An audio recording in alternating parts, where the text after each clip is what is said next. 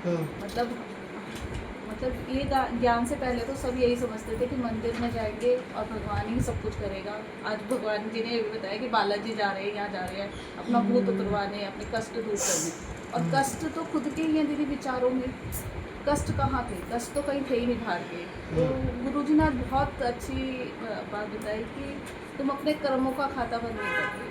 मालिक बीज बोता है तो वो सबको देता है, लेकिन जो ये कर्म तुम बो रहे हो ये तुम्हें खुद ही काटते हो, और ये तुम्हें समझ में नहीं आया। दीदी अभी गुरुजी ने बात बहुत अच्छे से समझाई कि जैसे हम पेपर देने जाते हैं, पेपर का तो हमें पता है कि हम क्या लिख रहे हैं क्या नहीं लिख रहे, और उसका हमें रिजल्ट का भी, पर फिर भी डर दिमाग में रहता है कि रिजल्ट क्या है। लेकिन देख मन जो है वो तो हर समय भागता ही रहता है, वो तो एक मिनट भी ठहरता ही नहीं है, कभी अच्छा कभी बुरा, फिर लौट लौट के लाने पड़ते हैं। रागिनी क्या सुन?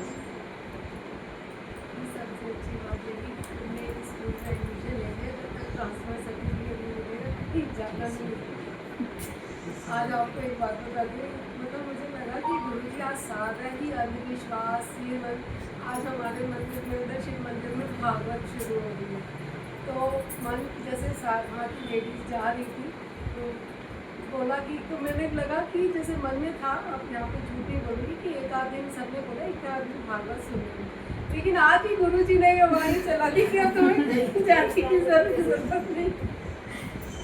वैसे तो रोज ही चलाते, लेकिन अपना मन जब सुन रहा होता है ना ये बात रोज ही, तो वो पक्की होती है। क्योंकि जब एक जगह ठहरोगे ही नहीं तो शांति मिलेगी ही नहीं, आत्मा में आओगे ही नहीं तो निर्भयता भी नहीं आएगी। अभी ये कह रहे हैं ना निर्भयता कैसे आएगी, ज्ञानी इतना निर्भय कैसे होता है? क्योंकि वो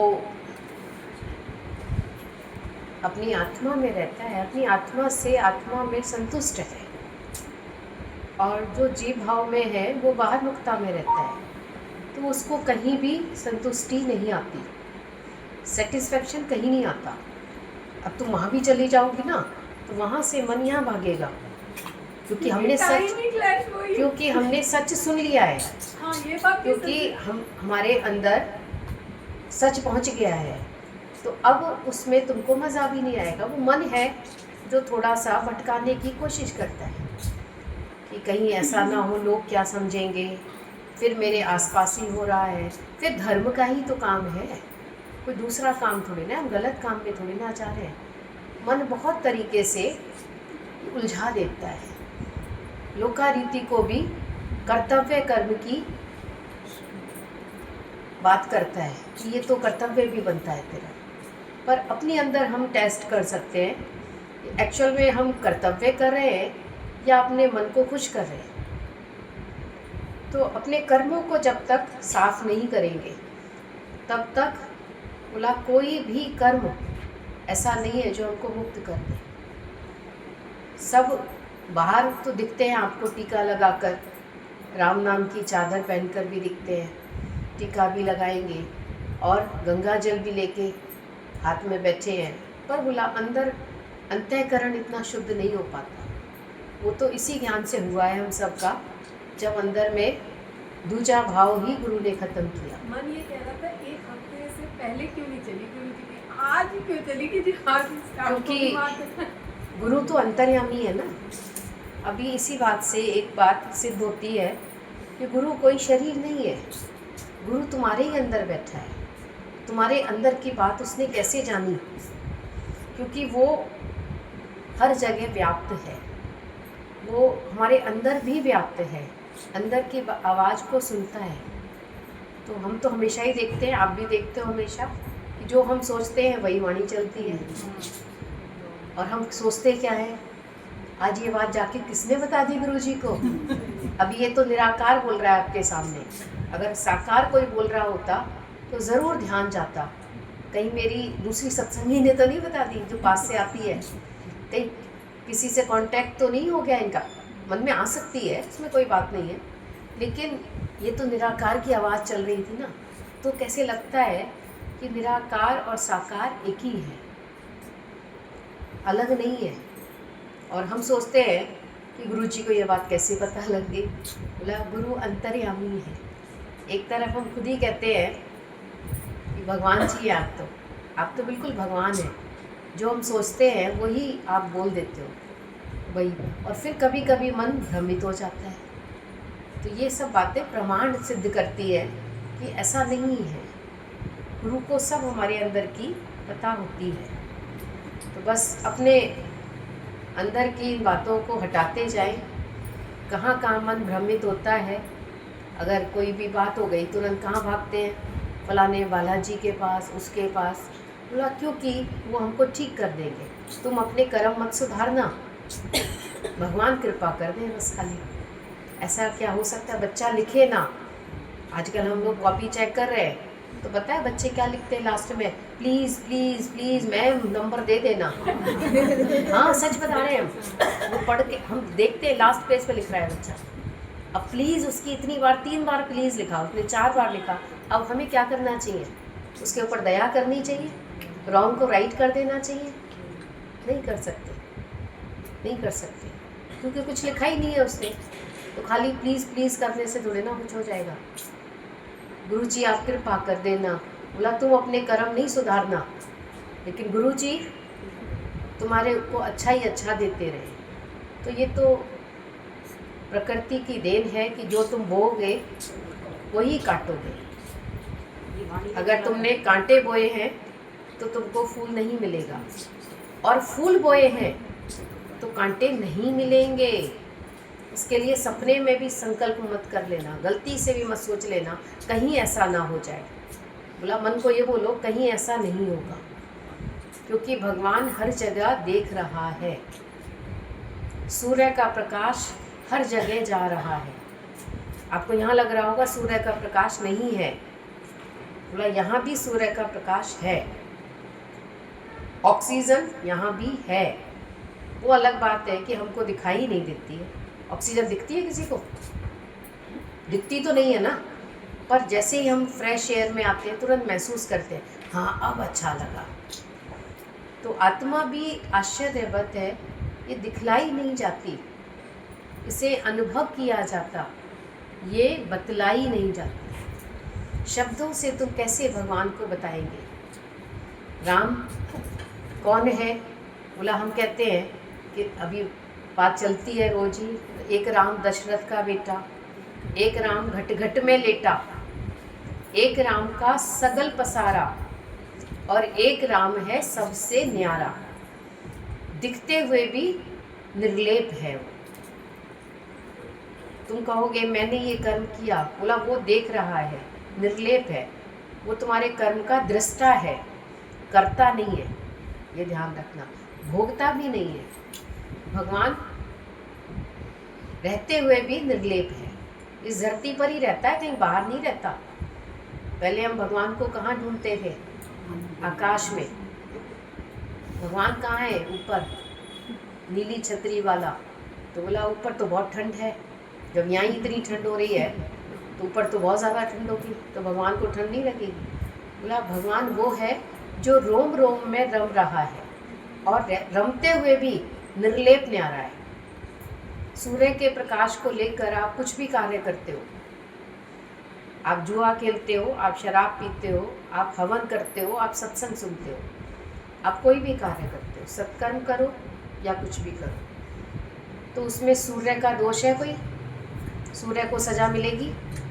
जब हमें सज़ा मिलती है तो क्या सूर्य को सज़ा मिल रही है? नहीं मिल रही, क्योंकि तुम्हारी मर्जी है सूर्य के प्रकाश में आप क्या काम करते हो। तो ऐसे ही बोला, हम कहते हैं ना मैं कर रही हूँ तो भगवान को भी सज़ा मिलेगी, क्योंकि मेरे अंदर है ना भगवान विराजमान। बोला भगवान सज़ा का हकदार नहीं होता, है तेरे अंदर ही, लेकिन वो निर्लेप न्यारा है, और ज्ञानी उसको प्रकट करके बैठा है, और अपनी मैं को माइनस करके बैठा है, अपने अहंकार को माइनस करके बैठा है। तो सज़ा हमारे अहंकार को मिलती है, चोट हमारे अहंकार को लगती है, भगवान को चोटें नहीं लगती, ये ध्यान रखना। तभी बोला शरीर पूरा जल जाता है, पर भगवान थोड़ी जलता है। फिर भी संस्कार करके आते हो तो ये थोड़ी है भगवान इसमें रम रहा था तो भगवान भी चला गया। बोला भगवान निर्लेप है, रहते हुए भी सबसे न्यारा है। उसका ये गुण है, निर्गुण है, निराकार है, निर्लेप है। और उसको महसूस तभी कर पाओगे जब मैं को माइनस करोगे। हर जगह भगवान तुम ही करने वाले हो, भगवान तुम ही करते हो, हर वक्त कहना होगा। अंदर से ये आवाज़ ही निकलनी चाहिए, हो कुछ नहीं, हो कुछ नहीं, मैं कुछ हुई नहीं, तो कोई तुमको चोट भी नहीं लगेगी, कोई तकलीफ भी नहीं होगी। सब कुछ भगवान कर रहा है और सह भी वही रहा है, मैं कुछ सहने वाला भी नहीं। तो बहुत लोग ऐसे कहते हैं सत्संग के बाद भी, हम तो सह सह के ना बहुत थक गए, भारी हो गए। मतलब मैं कहाँ सह रहा हूँ ये तो बताओ। हिम्मत दे रहा है भगवान, हिम्मत भी भगवान, सहने वाला भी भगवान और तकलीफ देने वाला भी भगवान। तो ये तीनों में परमात्मा का दीदार ज्ञानी करता है। अज्ञानी तो भगवान को सिर्फ एक रूप में पूछता है खाली। गीता में भगवान ने बोला सतोगुण, कई लोग भगवान को सिर्फ अच्छे अच्छे में ही देखते हैं, तमोगुण एक रूप में ही देखते हैं खाली, रजोगुण कुछ अच्छे अच्छे लोगों में भगवान देखते हैं।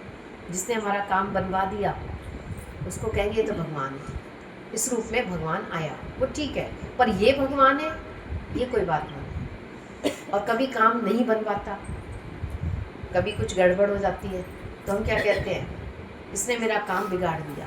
बोला इसने नहीं बिगाड़ा, वो भी भगवान ने करवाया उससे, और वो भी अच्छा ही होगा। कभी कभी हम देखते हैं ना हमारी ट्रेन लेट हो जाती है, उसमें भी भलाई होती है। पिछले दिनों जो प्लेन क्रैश हुआ उसमें कहने में आ रहा था एक लड़की बच गई। और वो लड़की कैसे बच गई? क्योंकि वो ट्रैफिक जाम में फंस गई। उसकी भी उसी फ्लाइट में टिकट थी, जाना था उसको, पर वो बहुत जाम में फंसी, वो बहुत परेशान हो रही थी। और जब उसको पता लगा प्लेन क्रैश हो गया तो अब फिर उसे क्या लगा होगा, कैसे भगवान ने मुझे बचा लिया। तो मारे राम तो राखे कौन, और राखे राम तो मारे कौन। कैसे रोज के अनुभव से पता लग रहा है कैसे भगवान कितना अच्छा कर रहा है। रोज कितना प्लेजेंट मौसम है। अब देखो इस समय, कभी सोचा था कि अप्रैल में इतनी ठंडक होगी? सब लोग कह रहे हैं गर्मी जल्दी आ रही है, इस बार गर्मी जल्दी आ रही है। जल्दी कहाँ आ रही है? भगवान 4 दिन ऐसे लग रहा है हिल स्टेशन पे रोज बारिश नहीं हो जाती, हर दूसरे दिन बारिश, हर किसी भी सुबह शाम बारिश हो जाती, कभी कभी ठंडक ही ठंडक चल रही है। बोला भगवान हिल स्टेशन तुम्हारे घर में लेकर आया है और तुम क्या कह रहे, बहुत ठंड हो रही है। अरे एंजॉय करो उसको। अभी हिल स्टेशन पर क्यों जाना चाहते हो? यही ठंडक लेने के लिए। और इसी बारिश से देखो पेड़ पौधे भी हरे भरे हो रहे हैं, नहीं तो अब तक तो सूख चुके होते। हवाएं चल रही होती है गर्म तो सूख जाती। ईश्वर की रज़ा में राजी हर बात में। पर गुरु हमको जीने की समझ भी देता है साथ में, कि अगर हमारी कोई गलती है तो उसको भी सुधारते जाओ, साथ साथ ये भी करो। और बाकी सब कुछ है ही अर्पण भगवान के लिए। अर्पण करते हैं बस, खाली जब तक मंदिर में बैठे हैं तब तक कहेंगे तन मन धन सब है तेरा, तेरा तुझको अर्पण क्या लागे मेरा। और उसके बाद फिर घर जाके मुझे ऐसा क्यों कहा, मेरे को लोग ऐसा क्यों कह रहे हैं, मैं तो अच्छा हूँ। अब तुम क्या बन गए? तन बन गए। अभी अर्पण करके आए थे मंदिर में, तुमने आरती गाई थी तन मन धन सब है तेरा, और अब घर जाते ही तन मेरा हो गया, मन मेरा हो गया। अब मैं इसमें कुछ भी करूँ। बोला अगर भगवान बैठा है तो बोला गलत काम तो नहीं करवाएगा ना। जिस मन में भगवान बैठ गया वहाँ पर तो आनंद ही आनंद होगा। और जहाँ पर भगवान नहीं है वहाँ पर भलाई बुराई निंदा प्रशंसा इससे कर्म बन रहे हैं फिर। और फिर धन वहाँ बोल कर आए धन भगवान तुम्हारा है, और घर जाकर मेरा है, इतना क्यों खर्च कर दिया, इतना क्यों हो गया, आज ये नुकसान हो गया। बोला नफ़ा नुकसान सेठ का, मेरा कुछ है ही नहीं। करते हो कभी?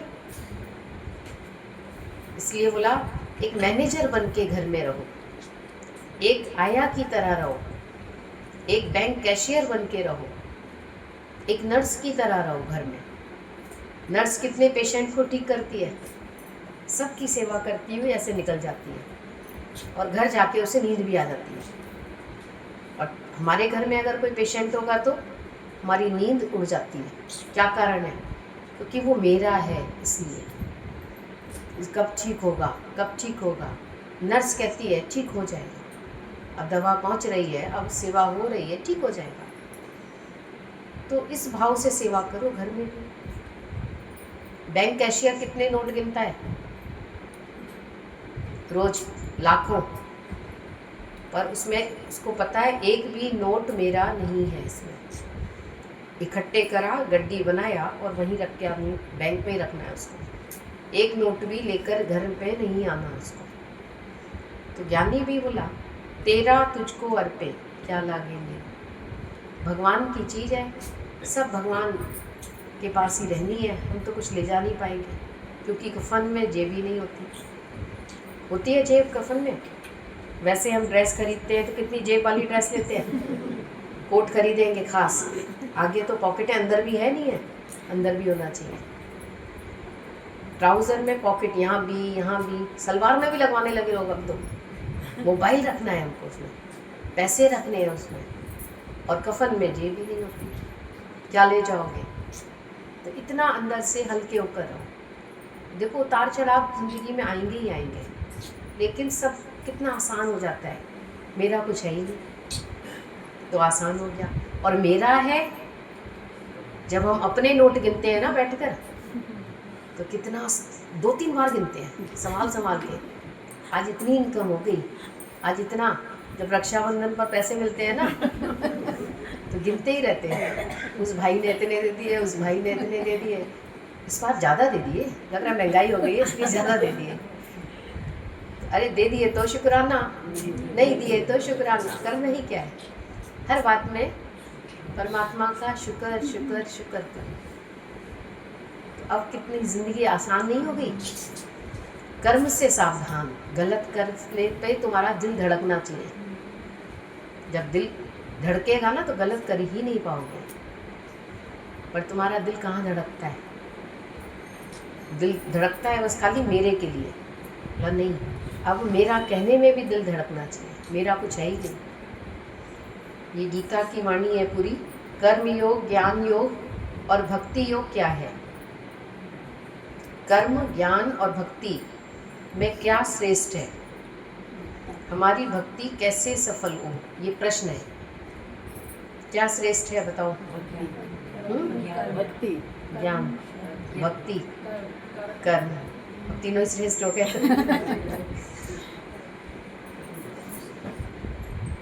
भगवान श्री कृष्ण ने गीता में कर्म योग, ज्ञान योग और भक्ति योग के बारे में अर्जुन को विस्तार से समझाया। अलग अलग जब हम इसको समझेंगे, समझना जरूरी है पहले। कर्म है क्या? कर्म करते हुए भी योग लगता है। जैसे सदना कसाई है, वो अपना कार्य कर रहा है, कर्म जो भगवान ने उसको दिया, और कर्म करते हुए भी उसका योग भगवान से लगा है। कैसे लगा है? काठी भी भगवान, काटने वाला, बकरा भी भगवान जिसको काटा जा रहा है, और जिसको दिया जा रहा है वो भी भगवान। कर्ता, कर्म, क्रिया। तो फिर बोला कोई कर्म भी नहीं बना, योग मेरा भगवान से जुड़ा हुआ है। तो कर्मों के फल की आसक्ति व इच्छा को त्याग कर भगवत भाव से अर्थात समभाव से निष्कामता पूर्वक कर्म करने का नाम कर्म योग है। कर्म में भी योग जुड़ा हुआ है। कर्म, पहले लोग क्या कहते थे? तुम तो ना पूरे दिन काम ही करती रहो। काम करना ही नहीं है। हम तो बोला भगवान का जो दिया है, भगवान ने वही सेवा कर रहे हैं बस खाली। अब कर्म नहीं बनेगा इसमें जब तुम प्रेम में डूबे रहेंगे। कर्म कब बनता है? मैं और मेरे से। पर यहाँ पर बोला समभाव से कर्म करोगे तो कर्म में भी योग होगा। जैसे अभी बोला, जैसे बैंक कैशियर होता है, नोट भी गिनता है, पर उसको जानता है इसमें मेरा कुछ नहीं है। तो ऐसे ही भक्त भी रहता है इस धरती पर, कार्य करते हुए कहता है ये भी भगवान का। एक माई बोला जो भी काम करती थी है ही भगवान का। गांव में रहती थी अम्मा, और वो जब उपले बनाती थी तो कहती थी कृष्ण अर्पण। चूल्हे पे रोटी बना रही है, रोटी भी बना के ऐसे ही डाली जाती है ना, ऐसे कृष्ण अर्पण। भोग लग रहा है, कृष्ण अर्पण। जो भी कार्य करी, कपड़े धो रही है, वो भी कृष्ण अर्पण। हर कर्म कृष्ण अर्पण। तो पूरे गांव में प्रसिद्ध हो गई वो कि ये बहुत भक्त है। फिर भगवान ने चेक किया उसको विमान भेजा। तो सब लोग आ गए उसके दरवाजे पर, अम्मा अम्मा आपके लिए देखो भगवान ने विमान भेजा है। उसने देखा भी नहीं, कहती कृष्ण अर्पण, मुझे क्या करना विमान का भी। तब भगवान ने कहा ये हर बात को ये मुझे अर्पण कर रही है। नहीं तो मोस्टली लोग क्या करते हैं, कभी कहते हैं कृष्ण अर्पण और कभी मैं करके काम करते हैं। तो हर कर्म में योग कब लगेगा, जब भगवत भाव से कर्म होगा, सम भाव से कर्म होगा, निष्कामता पूर्वक होगा। निष्कामता मतलब जिसमें कोई इच्छा नहीं होगी। हम तो जो काम करते हैं उसमें इच्छा पहले ले आते हैं। बच्चों से कोई भी काम के लिए बोलो तो वो क्या कहते हैं, इससे क्या होगा। और पहले कहते थे जब बड़े लोग, तो वो चुपचाप में कर दिया करते थे। ठीक है, बड़ों ने कहा तो हम तो कर दिया हमने। आज तो हर बात के पीछे क्वेश्चन, मिलेगा क्या, इससे क्या फल मिलेगा। बोला फल की इच्छा से ज्ञानी कर्म नहीं करता, वो हमेशा भगवत भाव से करता है, सम भाव से करता है और निष्काम भाव से करता है। सब भगवान को अर्पित करके करता है, तो उसका कर्म में भी योग लगता है। और नहीं तो लोग सोचते ज्ञान योग बड़ा है। बोला ज्ञान योग तो बाद में लगेगा, पहले तो सेवा है। सबसे पहले सुबह उठ के तुम क्या करोगे, सेवा है, सबसे पहले कर्म है तुम्हारे सामने। ज्ञान के लिए समय बाद में निकलेगा, फिर उसके बाद आती है भक्ति। अभी तो कर्म योगी बहुत बड़ा है ये। दीदी फिर कर्म करते हैं तो फिर हमें अभिमान आता है ना, बिना ज्ञान के समझ नहीं आते, तो फिर कर्म में हमारा अहंकार ये तीनों एक्चुअली साथ साथ ही चलते हैं, सब साथ साथ चलते हैं। ये बिना ज्ञान के कर्म भी सही नहीं होगा और भक्ति भी नहीं होगी। तो पर जब ज्ञान मिल गया तो भी कर्म छूटेगा नहीं। कर्म नहीं छूटेगा, लेकिन उसमें मतलब स्वार्थ नहीं रहेगा, मतलब अहंकार के बिना हमें समझ आ गई ना कि हाँ, लेकिन कई लोग क्या करते हैं, केवल ज्ञान का श्रवण करते हैं, सुनते रहते हैं, लेकिन उसका प्रैक्टिकल तो कर्म में ही होगा ना, भक्ति में ही होगा। प्रैक्टिकल का कैसे होगा। अभी हमने सत्संग सुन लिया, अब हम घर में जाएंगे सभी लोग अपने अपने घर में, तो वहाँ जब जो भी सेवा आएगी उसको भगवत भाव से करेंगे, तो फिर ये योग लग गया हमारा। ज्ञान से शुरुआत हुई हमारी, लेकिन फिर प्रेम की वजह, तीनों योग साथ साथ चलते हैं। प्रेम के बिना भी कर्म अच्छा नहीं होता। जैसे कल बात चल रही थी कि कैसे बोला मंदिर में भी तुम प्रसाद खाते हो, तो वो उसका भाव अलग होता है, तो हमें वो प्रसाद का ही आनंद आता है। उसमें प्रसाद है।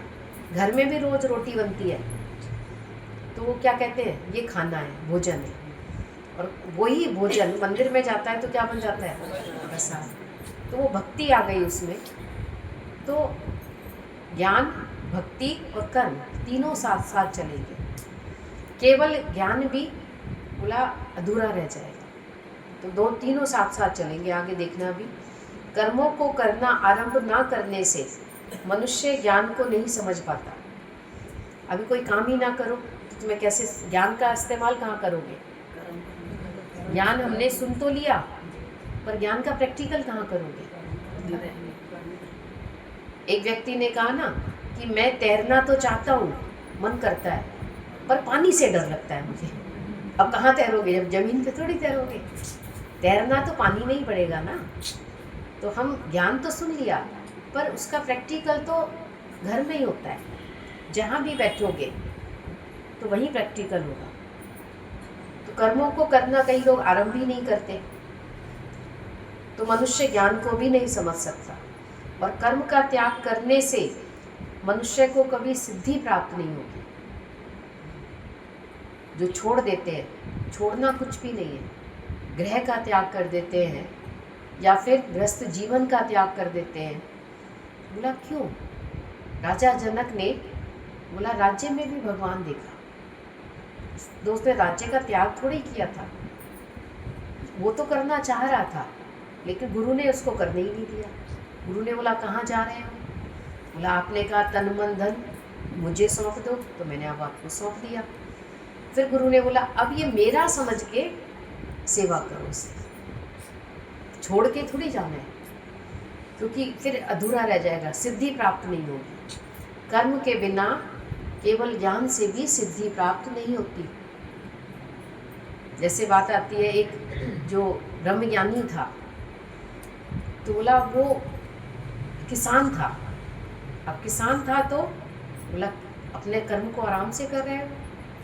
अचानक से उसमें सांप निकला खेत में और उसके पुत्र को उसने डस लिया। अब उसकी बहू जो थी वो रोज़ रोटी लेकर आती थी, तो उसने बोला उसको, किसी कोई जा रहा था घर की तरफ, बोला आज उसको बोल देना जाके हमारी बहू को कि आज केवल 2 ही लोगों का भोजन लाए। पहले 3 का लाती थी, वो तीनों बैठकर भोजन करते थे। तो बोला कि ठीक है, पर उसकी बहू आई और 2 ही लोगों का भोजन लेकर आई। तो एकदम बड़ा आश्चर्य लगता है ना, उसने प्रश्न भी नहीं किया। तो ये ज्ञान का प्रैक्टिकल कहाँ होगा? कर्म से ही तो होगा ना, तभी तो उसकी बात पता लगी किसी को। कितना ऊंची स्थिति है ब्रह्मज्ञानी की, कैसे पता लगेगी? वो भी संसार में ही रहता है हमारी तरह, लेकिन वो निर्लेप है, अटका हुआ नहीं है, और बाकी सब अटके हुए हैं। छोटी सी हालत आएगी उसी को इतना बड़ा कर लेते हैं, खींच खींच के। इलास्टिक को ज़्यादा खींचोगे तो क्या होगा? वो अगर तुम दोनों हाथों से खींचते हैं ना, अगर यहाँ से छूटी तो यहाँ लगेगी और इससे छूटी तो यहाँ लगेगी। तो ज़्यादा खींच खांच नहीं करो, प्रेम से भाव से कर्म करते जाओ। उसके बाद इसका क्या होगा, फिर कैसे होगा, बोला हमें नहीं पता, हम तो प्रेम से सेवा कर रहे हैं इसका। तो कर्म का त्याग करने से मनुष्य को कभी सिद्धि प्राप्त नहीं होती, अर्थात नियत कर्तव्यों का पालन करने के पश्चात ही मनुष्य के अनुभव तथा ज्ञान की वृद्धि होती है।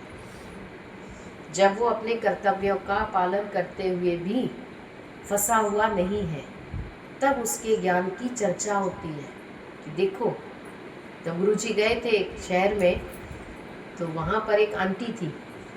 जब गुरुजी रहे 10-15 दिन, वो पूरे टाइम उनकी सेवा में लगी रहती थी, क्योंकि बहुत ही अच्छी सेवा करती थी।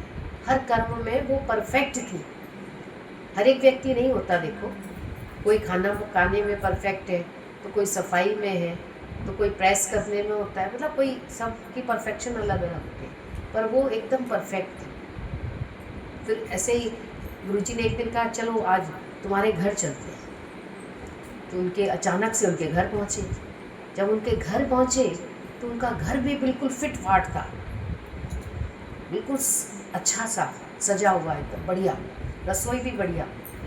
तब गुरुजी ने बोला अरे तुम तो गुरु के बिल्कुल बेस्ट पीस हो, मतलब गुरु की सेवा में भी पूरे, और किसी भी कर्म को तुमने ऐसा भी नहीं, आलसी भी नहीं हो, बस गुरु की सेवा में तो हम उधर ध्यान ही नहीं दे रहे। तो दोनों तरफ बैलेंस बनाकर बैठा है। तो कर्तव्य कर्मों का पालन करते हुए भी वो निर्लेप न्यारा है, और इसी के बाद उसके ज्ञान की वृद्धि होती है। हर कर्म में भगवान तभी तो दिखेगा। अब तुम रसोई में सेवा करते हो, रोटी पका रहे हो, तो बोला जिस चीज़ से पकाई जा रही है, बेली जा रही है, जिस पर पकाई जा रही है ही भगवान। चिमटा भी भगवान है। अगर चिमटा ना हो तो रोटी कैसे पकाओगे बताओ? आप सोच लो, एक आध रोटी तो पका लोगे हाथ से, लेकिन कहीं ना कहीं हाथ जलने का खतरा तो रहता ही है। तो कभी उसमें भगवान देखा हमने? चिमटे में भी भगवान है। अब हम कहें ना गैस बहुत ज़रूरी है, गैस नहीं, चिमटा भी ज़रूरी है, बेलन भी ज़रूरी है। हाथ से कितनी रोटी पका बेल पाओगे तुम, कितनी देर? अब आदत ही नहीं है लोगों को बनाने की। तो सब में समभाव है। अब ये नहीं, अब जैसे बात चल रही थी कल भी कि बोला तुम कहोगे ना हाथ बहुत ज़रूरी है, हाथ सेवा करते हैं, बोला पैर भी सेवा करते हैं। अगर पैर नहीं होते तो तुम आ जाते यहाँ तक चलकर नहीं आते, हाथ तो बाद में काम आते, पर सबकी वैल्यू है। तो समभाव का मतलब क्या है? सब में भगवान का भाव, हर अंग से तुम्हारा प्यार है। और यहाँ तक कि जो छोटी उंगली है ना हाथ की, जिसको लगता है कि ये कुछ काम नहीं करती है, ऐसे ही तो लगता है ना ये इसका कोई काम नहीं है शायद हाथ में, बोला इसकी अगर ये ही नहीं होगी किसी दिन तो एकदम हाथ खाली लगेगा तुमको, बिल्कुल अंदर से लगेगा जैसे कमज़ोर हो गई हूँ, हाथ मेरा कमज़ोर है। जबकि जब रहता है तब तक इसकी वैल्यू नहीं लगती, पर हर एक की वैल्यू है। तो समता भाव कैसे आएगा? सब में है ही भगवान। तो जैसे तुमको हर अंग प्रिय है अपने शरीर का, ऐसे बोला सब में है ही भगवान, बस सबका कर्म अलग अलग है, वो अलग बात है। कोई बर्तन रखा है रसोई में, कोई रखा है इधर भी रखा है इधर भी सबकी वैल्यू अलग अलग है, पर काम सबका हो रहा है, सब अपनी जगह बहुत इम्पोर्टेंट है। एक बार बोला ना 5 उंगलियों में बातचीत हुई, तो सब अपनी अपनी वैल्यू दिखाते हैं। अंगूठा कहता है मैं तो बड़ा वैल्यूएबल हूँ, क्योंकि अंगूठे से ही हम टीका लगाते हैं, बहन भाई का रिश्ता मजबूत होता है। और अनपढ़ का सहारा है, जो अनपढ़ लोग साइन नहीं कर पाते हैं, वो अंगूठे से ही उनकी बड़े बड़े बिजनेस चल रहे होते हैं, आपको नहीं पता, बहुत बड़े बड़े बिजनेस रजिस्ट्री में भी ये अंगूठा काम आता है, प्रॉपर्टी के लिए भी। तो अंगूठे ने कहा मेरे बिना तो कोई काम होगा नहीं, मैं बहुत वैल्यूएबल हूँ इस हाथ में। सही बात है भी। फिर ये उंगली कहती है, बोला मेरी और ज़्यादा कीमत है, मैं मास्टर उंगली हूँ, सबको रास्ता दिखाती हूँ। मास्टर इसी उंगली का प्रयोग करता है, रास्ता दिखाना हो तो ऐसे ही बोलोगे तो इधर जाओ किसी को भी। बोला हाँ इसकी भी वैल्यू है। ये उंगली तीसरी, बोला ये तो बीच की है और बड़ी भी बहुत है, सबसे बड़ी हूँ मैं तो। बड़े लोगों को बड़ा अहंकार होता है, मैं घर की बड़ी हूँ, मुझसे पूछकर काम नहीं किया, मुझे बिना बताए चले गए। अरे मैं बड़ी हुई नहीं हूँ, मैं छोटी हूँ, सबसे छोटा बन जाओ, क्योंकि छोटा बन जाना ही दरअसल बड़े होने की पहचान है। और इस उंगली ने कहा मैं तो रिंग फिंगर हूँ, और उसके अलावा पूजा में भी यही उंगली काम आती है, भगवान की पूजा पाठ में मैं ही काम आती हूँ। अब ये उंगली बेचारी छोटी है, सब इसकी हंसी उड़ा रही है, बोला तुम तो किसी काम की नहीं हो, छोटी हो तुम तो, तुम्हारा क्या काम है हमारे हाथ में। वास्तव में लगता है कोई काम नहीं है, पर उसने क्या बोला, बोला जब भगवान के आगे तुम हाथ जोड़ते हो तो सबसे पहले दर्शन भगवान का मैं करती हूँ, तो मैं इसी बात में खुश हूँ। छोटा बन जाना अपने आप में बहुत बड़ी बात होती है। जो बड़े लोग हैं उनको बड़ा अभिमान होता है, चाहे उम्र में बड़े हों, चाहे जात में बड़े हों, चाहे धन में बड़े हों, अभिमान। पर बोला अभिमान तो किसी का भी अच्छा नहीं है, चाहे रावण का हो चाहे कंस का हो, किसी का भी अभिमान तो अच्छा नहीं था। तो इसलिए हमेशा ज्ञानी विनम्र होकर रहते हैं, और कर्म करने में ही इन सबकी पहचान होती है। लेकिन ज्ञानी स्वयं को कर्ता नहीं समझता, नियत समय पर नियत कर्म करने ही होंगे, लेकिन ज्ञानी फिर भी अहंकार नहीं करता, स्वयं में कर्म को लगाता नहीं। कार्य तो होंगे, अभी हम कहेंगे फिर गुरुजी वहाँ क्यों चले गए, फिर उनको ऐसे नहीं करना चाहिए था। बोला क्यों, इतना उसके ऊपर बंधन थोड़ी ना है। अपने गुरु के आगे वो हमेशा बंध के रहा, झुक के रहा, आज्ञा में रहा। अब जहाँ भी गया है वो किसी के उद्धार के लिए गया, कार्य होता है उससे, लेकिन फिर भी छूटा हुआ है। तो कर्म करत होए नहीं कर्मी, तो ज्ञानी करते हुए भी कर्म में फंसा हुआ नहीं है। बोला बाकी अज्ञानी फंसा हुआ है, मैं नहीं करूँगा तो कौन करेगा। ज्ञानी कहता है अगर इस शरीर से नहीं हुआ तो कोई दूसरा कर लेगा और अपने आप हो जाएगा। कर्म कोई अधूरा थोड़ा रहता है। इस धरती पर कोई काम अधूरा रहा बताओ, आज तक का रिकॉर्ड देख लो, हिस्ट्री में जाओ, किसी ने महल बनवाया अधूरा रह गया, दूसरे ने पूरा कर दिया। रोड शुरुआत कराते हैं, कोई बीच में इलेक्शन हो जाता है, मंत्री जी उतर गए, दूसरा मंत्री उसको पूरी करा देता है, सब काम हो रहे। तुम्हारे घर में भी बोला जो कहते थे हम करेंगे, हमने घर संभाला है, हमने इसको पाला है, वो भी चले गए इस धरती पर, धरती से वो भी पल रहे हैं। तो अहंकार किस चीज़ का? सब हो रहा है, भले तुम्हारे द्वारा हो रहा है, वो अलग बात है। लोग इससे कर्मों के त्याग का भाव दे देते हैं। कर्म का त्याग ना करके कर्म फल का त्याग करना है। और लोग कहते हैं त्याग, उसने त्याग कर दिया। बोला त्याग नहीं करते हैं, कर्म फल का त्याग है बस, कर्म का त्याग नहीं है। और कर्म का त्याग हो भी नहीं सकता। जो कहते हैं ना हमने ये काम छोड़ दिया, बोला नहीं हो सकता। कर्म तो नियत कर्म कैसे छोड़ दोगे तुम? आज तुम बाहर से छोड़ दोगे, लेकिन अंदर के भी तो कर्म चल रहे हैं, वो कैसे छोड़े जाएंगे? तो सब कर्म नियत समय पर होते हैं, पर कर्म फल का त्याग है। बिना ज्ञान के तो कर्म फल का त्याग होता ही नहीं है। होता ही नहीं। हाँ जी, सही समय पर सही कर्म होता है, लेकिन उसमें भी उसका अंदर कर्ता भाव नहीं है कि मैंने किया, मैं करता हूँ, और ज़बरदस्ती का त्याग भी नहीं है। दुनिया अंदर के कर्म भी कौन से, बाहर के कर्म? बाहर जैसे कि अंदर से भी तुम सुबह उठते हो, एक उठना भी कर्म ही है। ऐसे देखो तो मन ने भी बोला मैं उठ गया, तो ज्ञानी के अंदर का कर्म भी त्याग है। मैं नहीं उठा, बोला ऑटोमेटिक भगवान ने उठा दिया। बोला अगर हम उठने वाले हो तो मुर्दा भी उठ के दिखाए ना फिर। तो अंदर से भी कर्म का त्याग करो। बाहर के कर्म का त्याग तो करते हो दिखावे के लिए, पर कर्म का त्याग करना ही नहीं है। पर हर कर्म समर्पित होकर निष्काम भाव से, और बाकी मैं कुछ करता ही नहीं। जो हो रहा है वो सब भगवान के हुक्म से हो रहा है। महसूस करते हो? हुक्म होता है भगवान का, तब हम सत्संग आ पाते हैं, नहीं तो हम नहीं आ सकते। कभी मन के कारण रुक जाते हैं, कभी कोई परिस्थिति के कारण रुक जाते हैं, कभी कोई बात के कारण रुक जाते हैं, कोई भी ऐसी बात आ जाती है। पर जब तुम समर्पित रहोगे तो भगवान तुमको अपने आप लाता रहेगा, क्योंकि दीवार का झुकाव जहाँ होता है दीवार उसी तरफ गिरेगी। अब हम ये देखें कि हमारा झुकाव किधर है।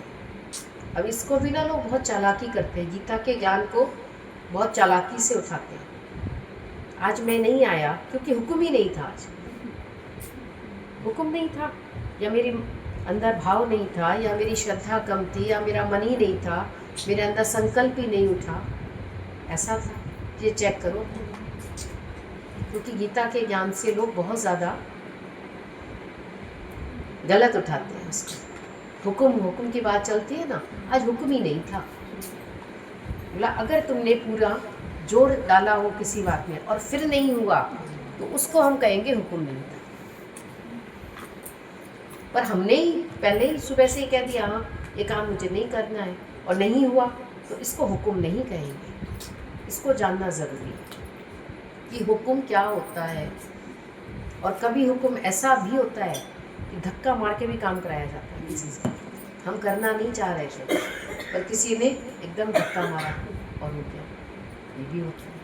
और धक्का भी किसको मारा जाएगा? वो जो बिल्कुल समर्पित होगा, उसी से भगवान करवाएगा धक्का मार के। तो हुक्म को जानने की कोशिश करें, हुक्म होता क्या है।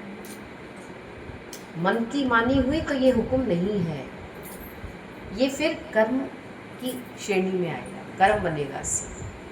और जैसे बोला ना, एक ब्रह्मज्ञानी बैठा हुआ था और उधर से राजा की सवारी जा रही थी, और उसमें से एक कहार जो उठाते हैं, वो उनकी जो पालकी उठाते हैं, वो बीमार पड़ गया। अब वो बीमार पड़ गया, अब कैसे ले जाएं? 3 लोग तो नहीं उठा सकते थे, उठाना चारों को था। तो रास्ते में बैठा हुआ था, उसको उठाया गया, उठो और पकड़ो उसको, चलो।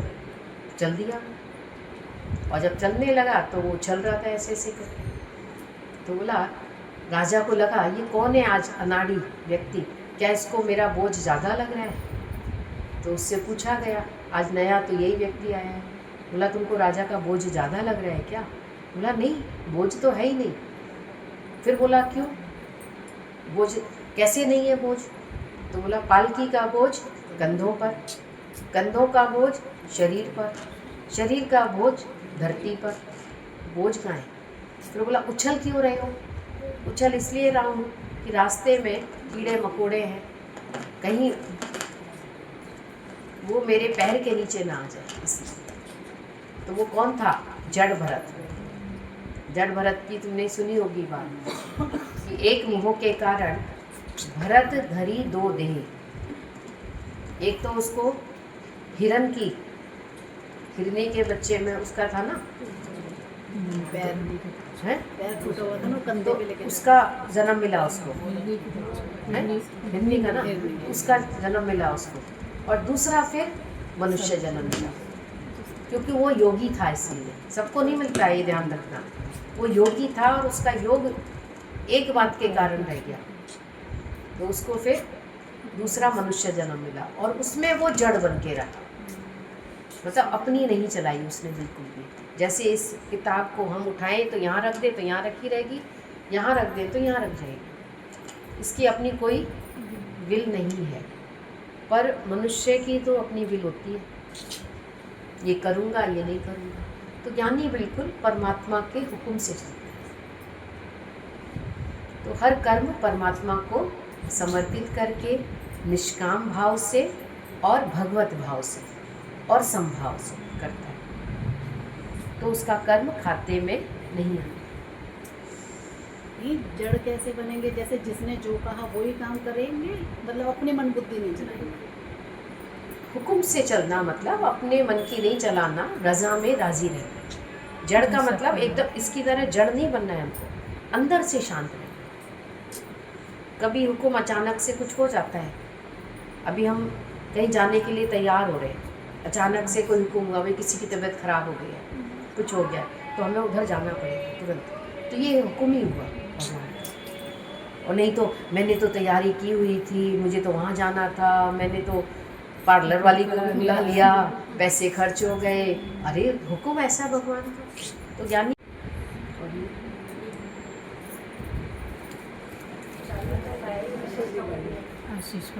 आशीष का बर्थडे आज।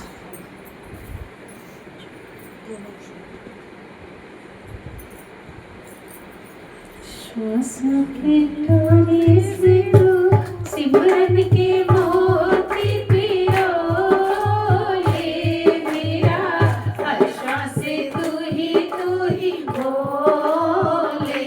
मेरा, हर श्वास तू ही बोले। श्वासों की डोरी से तू सिमरन के मोती पिरो ले मेरा, हर श्वास तू ही बोले मेरा, हर श्वास तू ही बोले। रसना बोले ना बोले मन बोलता है, रसना बोले ना बोले मन बोलता है, सिमरन के सच्चे मोती मन तोलता है, सिमरन के सच्चे मोती मन तोलता है। तेरी जैसा ना कोई ज्ञानवान होगा, तेरे जैसा ना कोई ज्ञानवान होगा, हर पल गुरु से जुड़े तो ध्यान होगा, हर पल गुरु से जुड़े तो ध्यान होगा। मीरा कबीरा जैसी, मीरा कबीरा जैसी मस्ती चढ़ेगी हौले हौले मेरा, हर श्वास तू ही बोले मेरा, हर श्वास तू ही बोले। श्वासों की डोरी से तू सिमरन के मोती पिरो ले मेरा, हर श्वास तू ही बोले मेरा,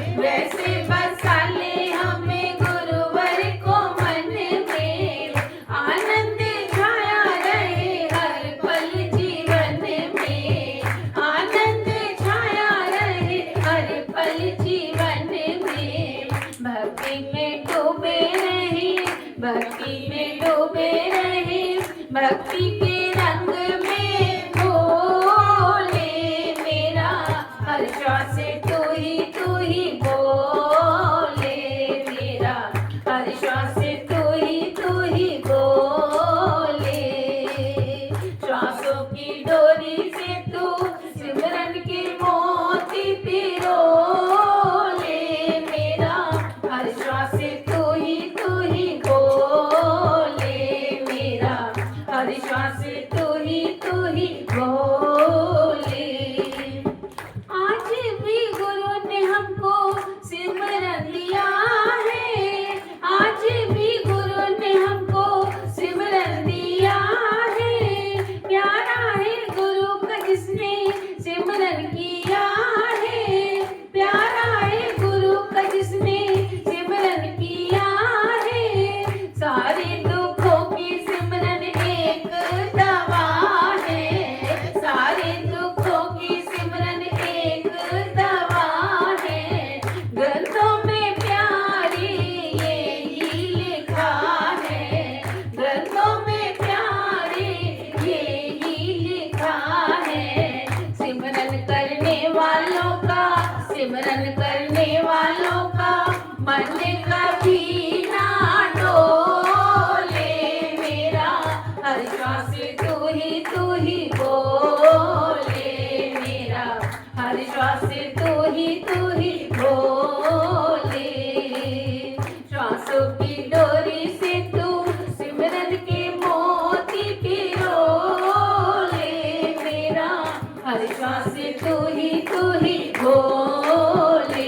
मेरा, हर श्वास तू